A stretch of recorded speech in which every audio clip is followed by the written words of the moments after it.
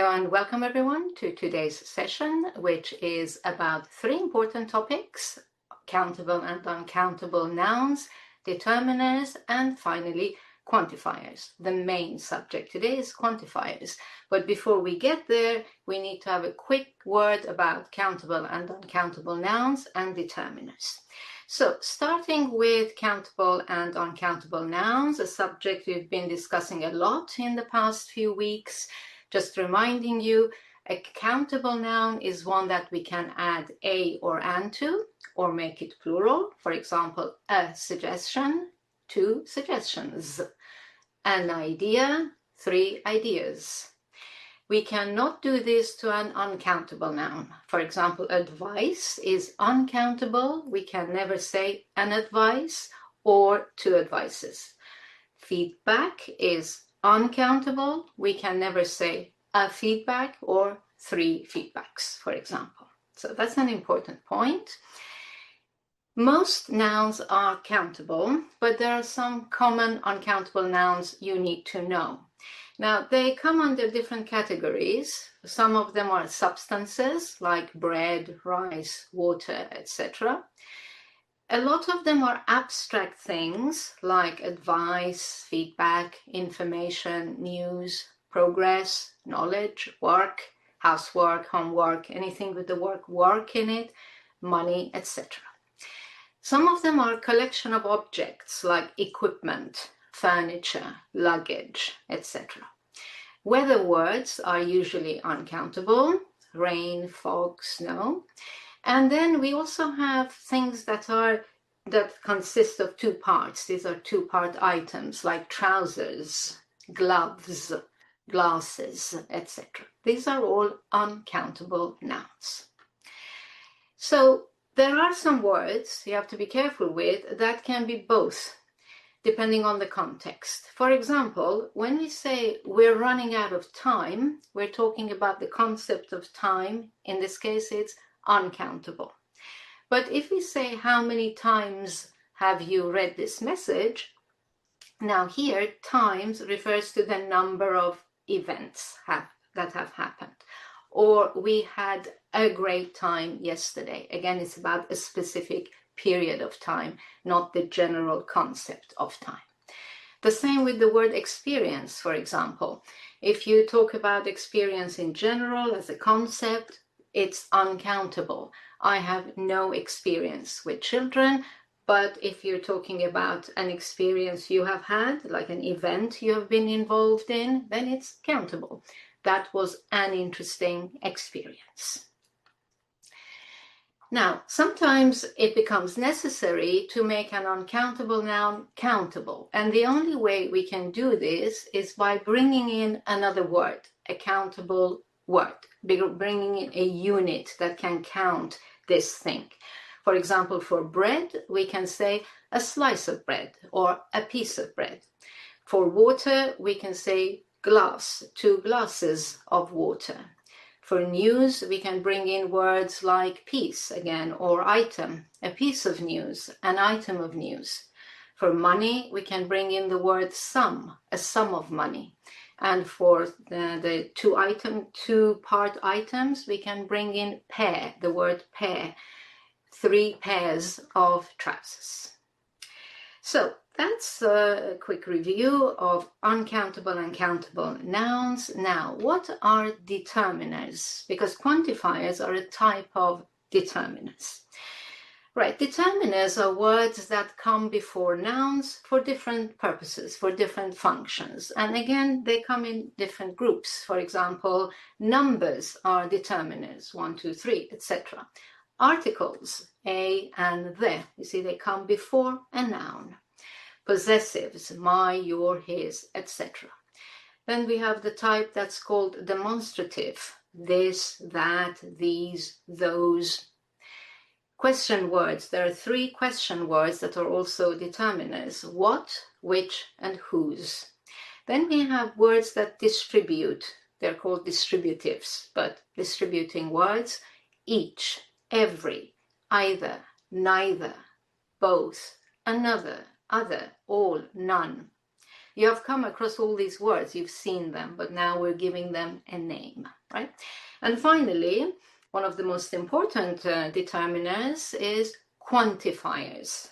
Some, any, no, much, little, a little, many, etc. They refer to a quantity of that noun, right? So that's what determiners are.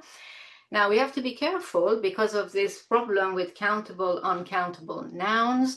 We have to know which determiners can go with which type of nouns. Now, so I've listed the ones that can go with both countable and uncountable nouns. So for articles, the. Possessives, all of them can go with both. Demonstratives, this and that. Question words, what and whose. Distributing words, other, all and none. And quantifiers, some, any, no, a lot of, and lots of. These can go with any kind of noun, countable or uncountable. But then there are some that can only go with countable nouns. Obviously, numbers. The articles a and an. Demonstratives, these and those, because it's plural. The question word which. Distributing words each, every, either, neither, and both. And also quantifiers, many, few, and a few. And there are only 3 of these quantifiers that can go only with uncountable nouns, and they are much, little, and a little. So that's a brief review of determiners. Now let's focus on the last category, quantifiers, which is the main subject of our lesson today. The first thing I want to mention about them is it's very easy to make this mistake with them, using much and little instead of many or few, vice versa. When do these mistakes happen? They happen mainly with irregular plurals, because, for example, irregular plurals like people, children, women, men, we don't hear the S, the plural S. So it's very easy to think, uncountable, and use much or little. Be careful. When a word is plural, it's always obviously countable. So you have to use many or few. Where there not much people, a very common mistake I hear, be careful, where there are many people in the queue. And the other way around, using many or few with uncountable words like information. He doesn't have many information. Sounds really strange. Make sure you use much or little with the uncountable nouns we've just reviewed. Okay, so that's the first thing. Now, the next thing about quantifiers is that they also have comparative and superlative forms. For example, much and many have the forms more and most. For example, there were more apples than pears, or this is the most money I've ever spent in one day. Little has the comparative form less, and then superlative least. Little, less, least. And few, fewer, fewest. For example, I have less work this week than last week, or Exhibit A had the fewest visitors. So remember that these forms exist. Now, I'd like to mention this word that I've heard some of you use mistakenly, lesser. What is that? Remember that the comparative of little is less, not lesser. So what is lesser? Lesser is a formal word which means not as great or as important as something else. For example, they were all at fault, but to a lesser or greater degree. It's a very formal word. You don't really need to use it that much. But if you hear it, it's completely different from less, which is the comparative of little, right? Please remember that. Now, the next point that you need to be aware of is a very common native speaker mistake that can confuse us. We have learned all these rules about countable, uncountable, and then suddenly we hear things that don't match these rules. You need to know these mistakes. I don't know why. For some reason, many native speakers have stopped using fewer and fewest and just go ahead and use less and least, even with countable nouns. Now, grammatically, that's totally wrong, but I can hear it now around me all the time.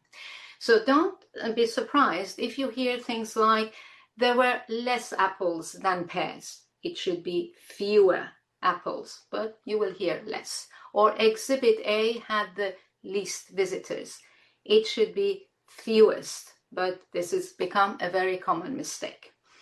And along the same lines, the words amount and number are being used mistakenly by native speakers, because grammatically, amount goes with an uncountable noun and number with a countable noun. We would say number because we're counting, number of pairs, but amount of money. However, once again, many native speakers have lost this distinction as well, so don't be surprised if you hear amount of pairs. Grammatically, absolutely wrong, but it's come into the language for some reason. Okay, that's an important point. Next point. We can also add adverbs to intensify quantifiers.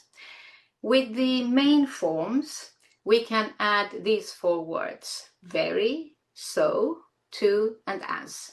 For example, we can say very little furniture, very few guests, too much hesitation, too few opportunities, so much progress, as many options as possible. So that can be done. But be careful with the comparative forms that we have just seen. For example, more or less or fewer. We can use only much, many, and far before the comparative forms. So if we have more information, it's much more information, not very or too. Fewer cases, many fewer cases.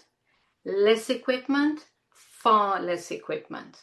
Fewer issues, far fewer issues. So again, be careful which words you can use with the main ones and with the comparative ones. Okay. Right. Very, very important point. Point 5, the difference between little and few and a little and a few. Little and few indicate a very small quantity. They have a negative sense, almost zero. For example, today I have little time. I must skip lunch. No time, almost no time for lunch. So little is the opposite of much. A little and a few indicate a certain quantity. They have a positive sense. They're synonyms for some, right? They're not negative. For example, oh, I have a few minutes now. I can have a quick lunch.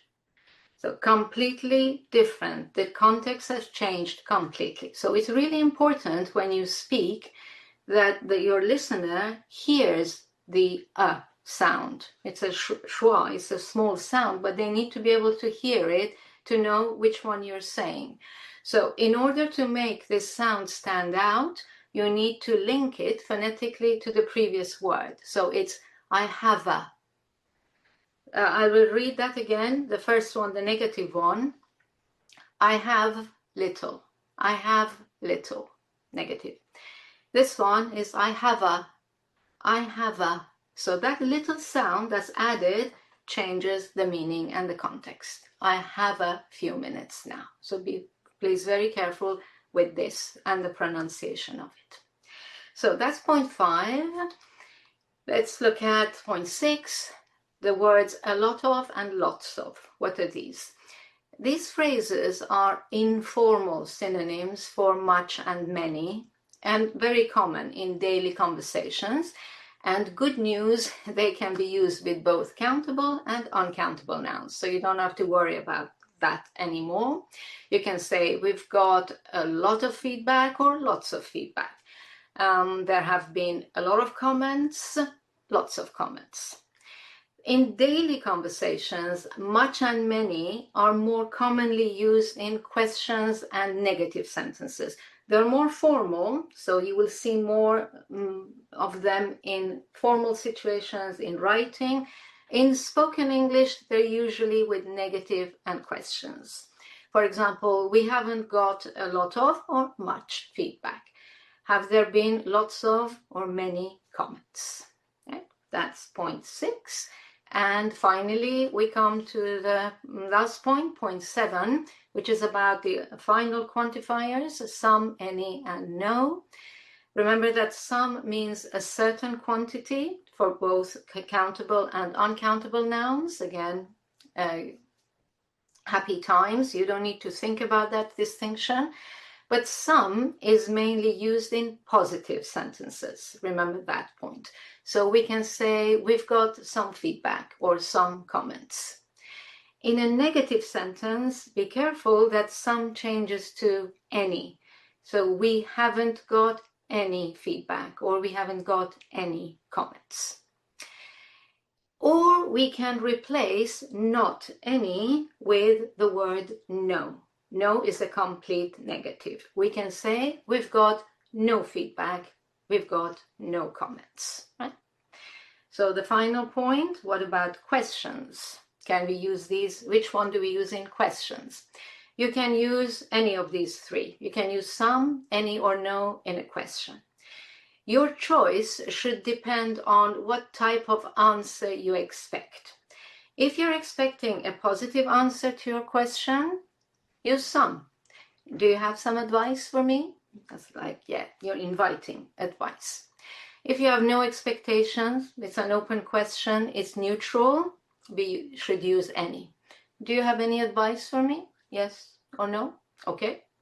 No expectations, and if you are, it is rare, but sometimes you may already know or expect a negative answer, then you can also use no or not any in your question. Don't you have any advice for me? Or do you have no advice for me? So questions are more flexible, but with positive and negative, be careful not to use some in a negative sentence. Okay, that's the end of our revision of quantifiers, mainly in conjunction with determiners and countable, uncountable nouns. I hope it's been helpful. I hope you've enjoyed this lesson. For more on this topic, click here. Remember to also check out my complete online course and don't forget to like and subscribe. Thank you for watching and happy studies!